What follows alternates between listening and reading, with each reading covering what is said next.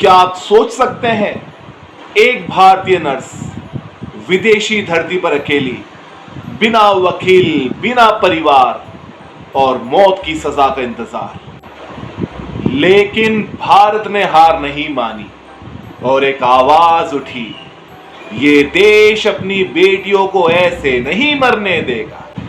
दोस्तों, मैं भावेश गुजराती और आज मैं आपको बता रहा हूं भारत की उस बहादुर बेटी की कहानी जिसे यमन की जेल में फांसी होनी थी, लेकिन भारत सरकार की कूटनीति और जनता के संघर्ष ने उनकी जिंदगी को थोड़ी सी और मोहलत दिलाई। जी हां, मैं बात कर रहा हूं निमिषा प्रिया की, निमिषा प्रिया केस की। कौन है निमिषा प्रिया? निमिषा प्रिया केरल की एक नर्स है, एक बेहद साधारण भारतीय महिला जो बेहतर रोजगार के लिए यमन चली गई। उन्होंने वहां अपना क्लिनिक खोलने का सपना देखा, लेकिन यमन का कानून कहता है कि कोई भी विदेशी नागरिक वहां पर अपना बिजनेस नहीं कर सकता जब तक कि किसी स्थानीय नागरिक के साथ पार्टनरशिप ना हो। इसी वजह से उन्हें तलाल अब्दो मेहदी नामक यमनी नागरिक के साथ क्लिनिक खोलना पड़ा। लेकिन यह पार्टनरशिप जल्द ही शोषण, जुल्म और प्रताड़ना में बदल गई। रिपोर्ट्स के मुताबिक तलाल अब्दो मेहदी ने जबरदस्ती उनका पासपोर्ट छीन लिया, उनके साथ मारपीट और मानसिक उत्पीड़न किया और उन्हें यमन नहीं छोड़ने दिया जा रहा था। तब निमिषा ने किसी भी तरह से पीछा छुड़ाने की कोशिश की, लेकिन तब उनसे एक बहुत बड़ी गलती हो गई। साल 2017 निमिषा ने तलाल को बेहोश करने का इंजेक्शन लगाया ताकि वो अपना पासपोर्ट पुनः हासिल कर सके, लेकिन दवा का डोज ज्यादा हो गया और तलाल की मौत हो गई। डर के मारे शव को ठिकाने लगाने के लिए छोटे छोटे टुकड़े करके अपने घर के पानी की टंकी में छिपा दिया। यमन पुलिस ने इसे हत्या और शव को छिपाने का मामला बना दिया और निमिषा को गिरफ्तार कर लिया गया। यमन की अदालत ने कहा यह एक क्रूर हत्या है और उन्होंने डेथ पेनल्टी सुनाई। एग्जीक्यूशन डेट तय हो चुकी थी। 16 जुलाई 2025 को निमिषा को फांसी होनी थी। अब जरा सोचिए, एक महिला विदेश में बिना ज्यादा कानूनी मदद के, एक मां जिसकी 13 साल की बेटी रोजाना रो रो कर यही सवाल पूछती है कि मम्मी वापस कब आएगी, एक मां जो 2024 से यमन में है और कहती है कि मैं अपनी बेटी की चिता जलाने के लिए भारत नहीं लौटना चाहती। अब आती है इस मामले में भारत सरकार की भूमिका। भारत के विदेश मंत्रालय, भारत के सुप्रीम कोर्ट और अटॉर्नी जनरल ने महीनों से लगातार प्रयास किए, जैसे कि जेल अधिकारियों से बातचीत, यमन के प्रोसिक्यूटर जनरल से संपर्क और एक प्रभावशाली यमन शेख को मध्यस्थता के लिए लाना।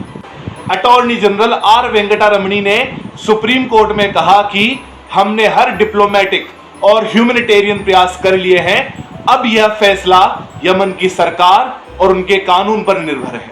और फिर आई breaking news. Right, big developments coming in at this point of time. We are getting to learn that the case of Nimisha Priya, it has been learned that the local authorities in Yemen have postponed the execution scheduled for July 16th. Bharat की कोशिशें रंग लाई और Yemen सरकार ने निमिषा प्रिया की फांसी को टाल दिया है।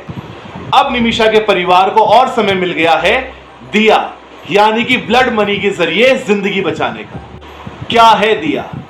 Blood money. इस्लामिक शरिया कानून के तहत अगर किसी की हत्या हुई हो तो मृतक के परिवार को दिया यानी कि ब्लड मनी दिया जा सकता है। अगर परिवार माफ कर दे तो मौत की सजा को टाला जा सकता है। निमिषा का परिवार और उनके सपोर्टर्स अब तक $1 मिलियन यानी कि तकरीबन 8.5 करोड़ रुपए इकट्ठा कर चुके हैं, लेकिन मेहदी का परिवार अब तक उसे स्वीकार नहीं कर रहा है।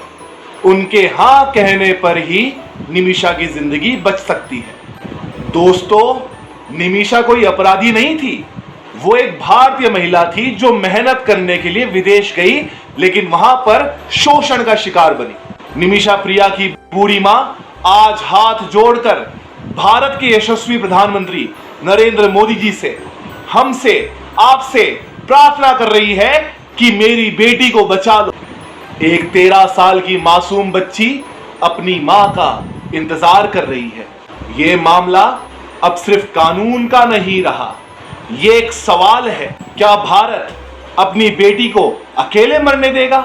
क्या इंसानियत को कानून से ऊपर माना जाएगा? अगर आप भी मानते हैं कि निमिषा को एक और मौका मिलना चाहिए तो नीचे कमेंट्स में लिखिए सेव निमिषा। इस वीडियो को इतना शेयर कीजिए कि यमन के हर दरवाजों तक भारतीयों की आवाज गूंजे। सरकार ने अपनी भूमिका निभाई है, अब जिम्मेदारी हमारी भी बनती है।